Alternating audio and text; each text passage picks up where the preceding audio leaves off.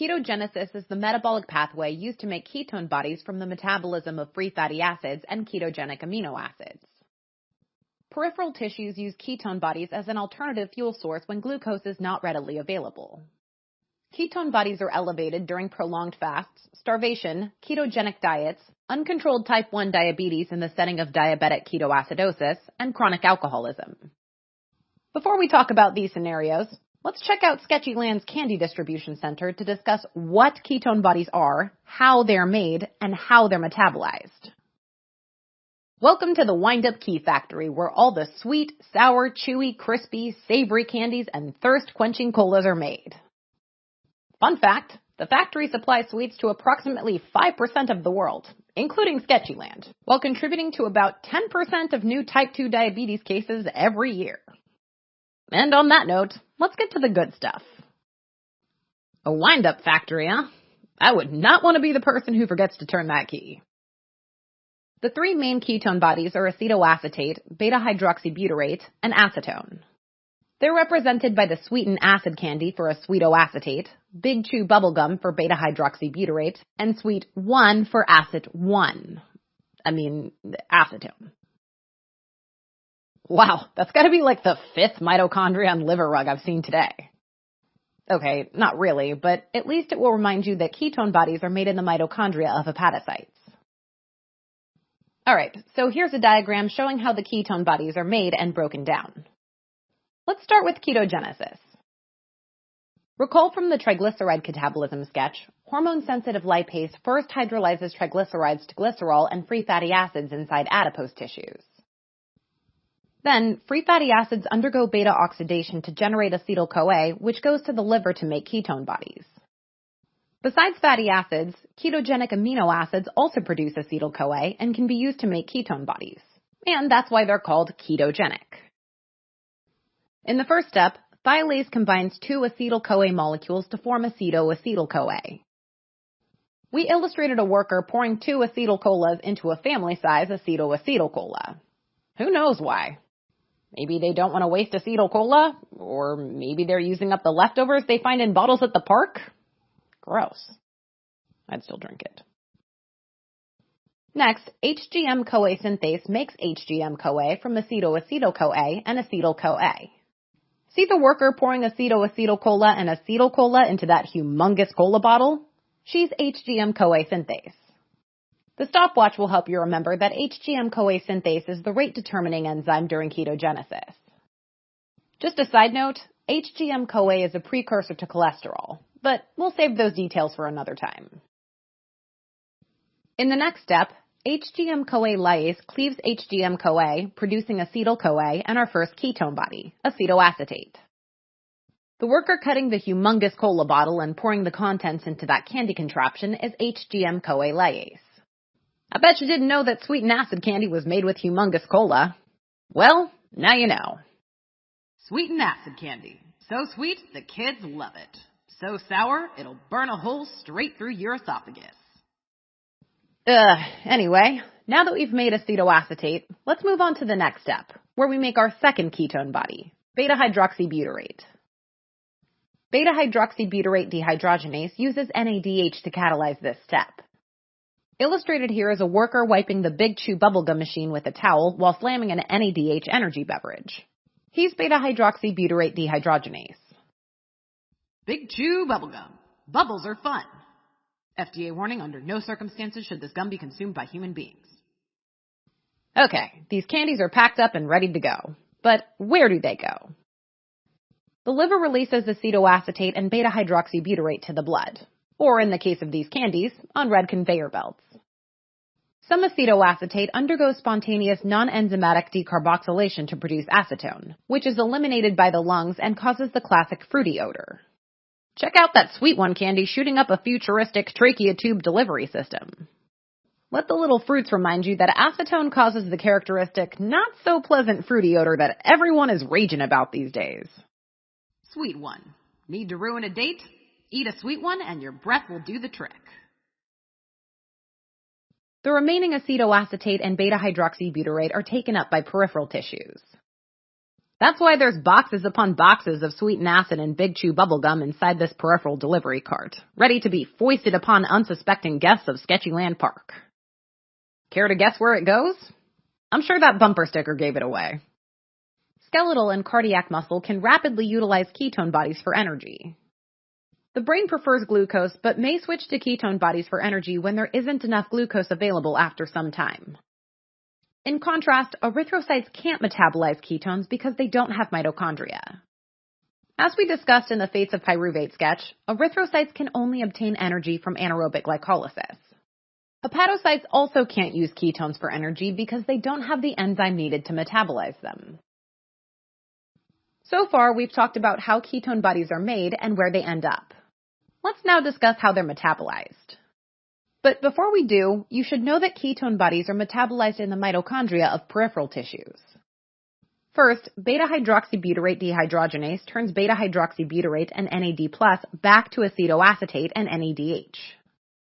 Then, beta-ketoacyl-CoA transferase transfers CoA from succinyl-CoA to acetoacetate, making acetoacetyl-CoA and succinate. You'll see a worker with a beta key hanging from his belt sucking on a cola. We could probably assume that he spilled cola over the sweetened acid candy. Yeah, that's kind of like transferring, but more dirty. This person is beta-ketoacyl-CoA transferase. Remember that sucking cola is our recurring symbol for succinyl-CoA. What about the products? Well, acetoacetyl-CoA is the same big cola we talked about before, and succinate, well, is sucky lemonade, aka succinate. As you probably remember from the TCA cycle sketch, succinate enters the TCA cycle. Okay, we finally reached the last step where thiolase will cleave acetoacetyl-CoA to make two acetyl-CoA molecules before going to the TCA cycle. Yeah, it's pretty much the same step we started with, but in the opposite direction. How poetic. Remember the bottle opener strapped on the worker's thigh for thiolase. Say sayonara to these thirst-quenching acetyl colas, for they're headed out to reunite with their Oaxacan hot chocolate friends. If this doesn't make any sense to you, then you better watch our TCA cycle sketch. Alright, so now that you know how ketone bodies are made and metabolized, we can finally talk about the different scenarios where we make lots and lots of ketone bodies. You've probably heard this term called ketosis thrown around, especially if you've been trying to start a diet. Speaking of diets, not eating anything for long periods of time ramps up ketogenesis. While this worker works fast, he should probably eat something before he ends up on the floor, or he won't be working at all. We previously discussed in the gluconeogenesis sketch that non-carbohydrate precursors undergo gluconeogenesis to make glucose during a prolonged fast after glycogen stores have been depleted and there isn't enough circulating glucose in the blood. Oxaloacetate is specifically drawn out of the TCA cycle in order to make glucose. This leads to low oxaloacetate levels, which allows acetyl-CoA to favor ketone body synthesis instead of entering the TCA cycle. People on very low carbohydrate or ketogenic diets make ketone bodies. The body thinks that there isn't any glucose available, so it'll assume it's in a fasting state. The same thing happens here. Oxaloacetate gets depleted, and we oxidize fatty acids to make acetyl-CoA, which enters the ketogenesis pathway. The spilled candy will help you remember very low carbohydrate diets. Ketone bodies are also made during prolonged strenuous exercise, like carrying heavy boxes all over the factory floor. The poor guy is just struggling. Chronic alcohol consumption also leads to increased production of ketone bodies. Why? Because drinking too much alcohol increases NADH and depletes NAD+, resulting in the disruption of the TCA cycle and gluconeogenesis. We drew an alcohol flask in the worker's pocket to help you remember that consuming alcohol stimulates ketogenesis. Alcohol depletes liver glycogen stores in addition to oxaloacetate. So when glucose is unavailable, there will be increased production of acetyl-CoA from fat oxidation, which will drive the synthesis of ketone bodies. Please check out our alcohol metabolism sketch to learn more. Uncontrolled type 1 diabetics also produce ketone bodies even if they have high blood glucose levels after eating. Why? Well, their bodies think that there isn't any glucose available because there's no insulin, and glucose can't enter cells. Therefore, the body thinks it's in starvation mode and ramps up ketone synthesis. Okay, now that you know what physiological states are associated with ketosis, Let's talk about what happens when we make too many ketone bodies. Ketoacidosis is a pathologic state that causes a metabolic acidosis and is caused by uncontrolled production of ketone bodies. We illustrated spilled sour candy keys to show ketoacidosis. Uncontrolled type 1 diabetes, chronic alcoholism, starvation in the setting of pregnancy or infection, medications, and toxins are the major causes of ketoacidosis. Before we conclude this sketch, you should know that the urine dipstick test, frequently ordered in many outpatient clinics, can only detect acetoacetate in the urine. Let the spilled sweetened acid candy next to the yellow bucket and mop remind you of this. There are other tests available, but that's for another discussion. Okay, let's wind this up. Get it? Wind up factory? Anyone? Anyone? What's the matter with you? You hate puns or something? Okay, but seriously, let's get out of here. Right after this short review. Peripheral tissues use ketone bodies as an alternative fuel source when glucose is not readily available. The three main ketone bodies are acetoacetate, beta-hydroxybutyrate, and acetone. Ketogenesis takes place inside the mitochondria of hepatocytes. First, free fatty acids and ketogenic amino acids are metabolized to acetyl-CoA. Next, thiolase combines two acetyl-CoA molecules to make acetoacetyl-CoA. Then, HGM-CoA synthase makes HGM-CoA from acetoacetyl-CoA and another acetyl-CoA molecule.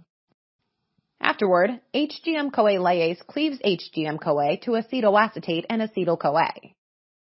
Then, beta-hydroxybutyrate dehydrogenase uses NADH to turn acetoacetate to beta-hydroxybutyrate. Beta-hydroxybutyrate and acetoacetate are released into the blood and delivered to peripheral tissues. Some acetoacetate is converted to acetone in the blood, which gets expired by the lungs and causes the fruity odor.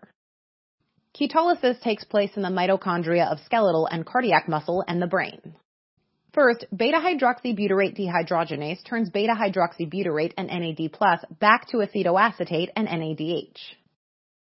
Then, beta-ketoacyl-CoA transferase transfers a CoA group from succinyl-CoA to acetoacetate, making acetoacetyl-CoA and succinate. Finally, thiolase cleaves acetoacetyl-CoA to make two acetyl-CoA molecules, which enter the TCA cycle. Prolonged fasts, starvation, ketogenic diets, prolonged strenuous exercise, chronic alcoholism, and uncontrolled type 1 diabetes are the main causes for making too much ketone bodies, and some of these conditions may result in ketoacidosis.